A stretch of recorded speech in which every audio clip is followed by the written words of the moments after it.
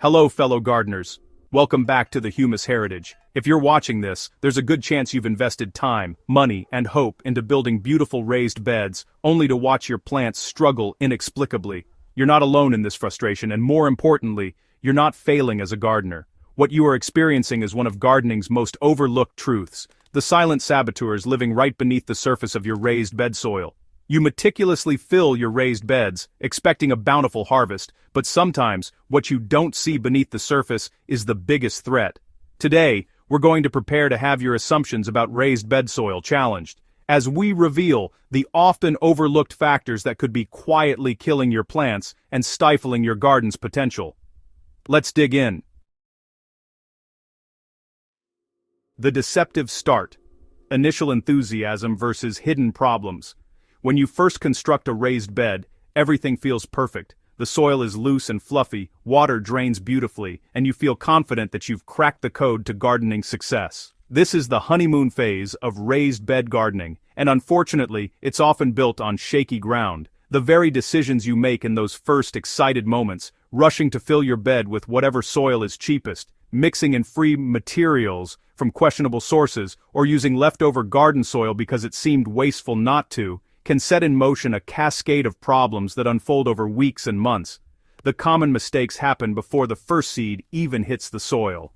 Many gardeners fill their raised beds with dense garden soil dug from their yard, not realizing they've just recreated the exact conditions they were trying to escape.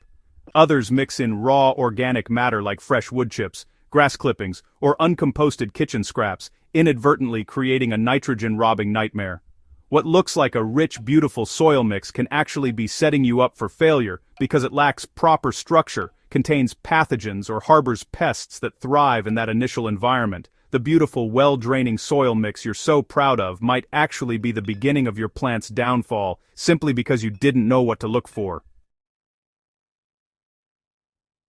The silent suffocators, compaction, and nutrient lockout. Here's something that surprises most gardeners. That fluffy, promising soil you began with isn't staying fluffy forever. Gravity is working against you. Every time you water, the weight of that water pushes soil particles closer together. Every footstep, every tool pressed into the bed, every season that passes compresses the soil structure just a little bit more. Within a year or two, what began as a light, airy growing medium has become dense and compressed, essentially suffocating the roots trying to expand through it.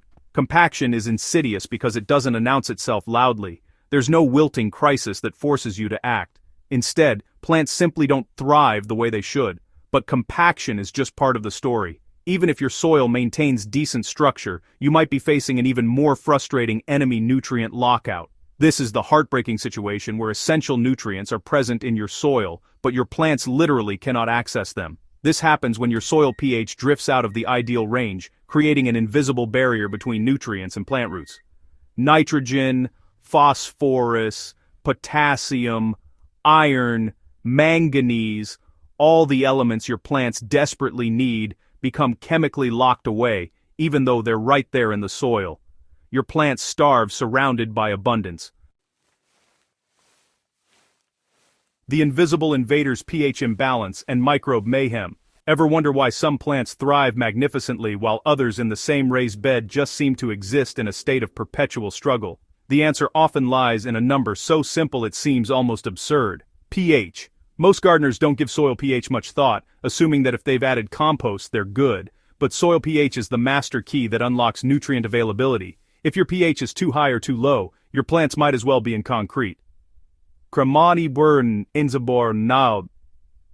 The microscopic world beneath your feet is teeming with life, and every single bit of that life matters profoundly to your plant's success. Beneficial soil microorganisms, bacteria, fungi, and countless other microbes are responsible for breaking down organic matter and converting it into forms your plants can actually use. These unseen helpers are what separate living, fertile soil from dead dirt. When you use synthetic fertilizers without ever adding organic matter, when you spray pesticides indiscriminately, or when you fill your bed with sterile, lifeless materials, you're essentially evicting this workforce and trying to run a garden with no employees. What many gardeners don't realize is that the problem often compounds itself. Dead soil, lacking organic matter and microbial life, loses its ability to hold and process water and nutrients effectively. The water paradox. Too much, too little, just right.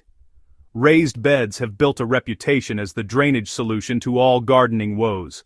Finally, a way to escape soggy clay soils and waterlogged roots, right? But here's the paradox that catches so many gardeners off guard. Sometimes raised beds drain too well, and sometimes they don't drain at all. The truth is, both extremes can kill your plants. If your soil is mostly high-quality potting mix, it might actually be draining too quickly, allowing water to rush right through before your plants can absorb what they need. You water thoroughly, but within hours or days, the soil is dry again, leaving your plants chronically thirsty.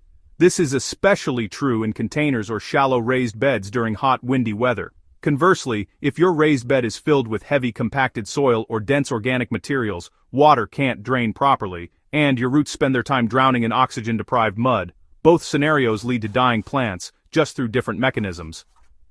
Revitalizing your raised bed, solutions for a thriving garden. The encouraging news is that none of these problems are permanent death sentences for your raised beds. Even deeply compromised soil can be brought back to life with knowledge and intention.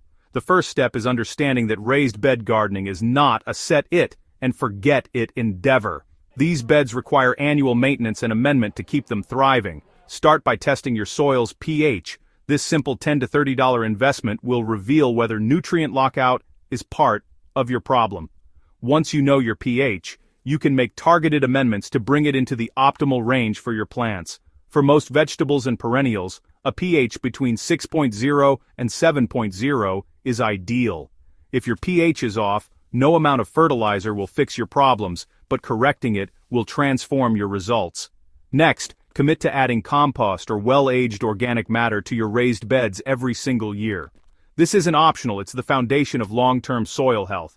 These additions simultaneously improve soil structure, re-establish microbial populations, provide slow-release nutrients, and improve the soil's ability to hold and release water appropriately. Be intentional about what goes into your beds. Use high-quality composted materials, avoid contaminated sources, and never use soil or wood from unknown origins. If you suspect your soil might be compacted, gently aerate the top few inches with a garden fork, and resist the urge to step into your beds. Create pathways or use boards to distribute your weight if necessary. Finally, water with intention.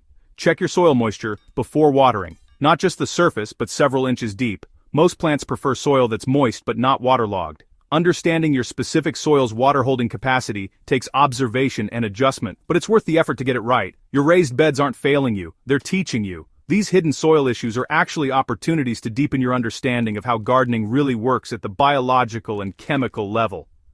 Once you grasp these principles, you're equipped not just to fix the problem at hand, but to prevent similar issues from derailing future harvests.